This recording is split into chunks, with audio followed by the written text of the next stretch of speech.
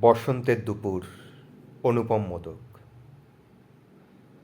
বসন্তের দুপুর, কাঠফাটা রোদ, পোড়ামাটির গন্ধ যেন অন্য এক বোধ। শুকনো পাতা ঝরে বাতাসে উড়ে যায়, পাখিরাও যেন ক্লান্ত ছায়া খুঁজে বেড়ায়। তেঁতুল গাছের নিচে শীতল ছায়ার খোঁজ, শিশুরা খেলে আপন মনে, ভুলে গিয়ে সব রোষ।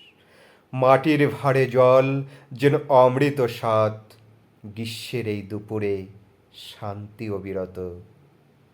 গাছের ডালে কোকিল ডাকে, মনটা করে উদাস, দূরে শোনা যায় রাখালের বাঁশির সুরের আভাস। মাঠের শেষে নদী বয়ে চলে ধীরে, কাঠফাটা রোদেও প্রকৃতি যেন হাসে ফিরে। নমস্কার।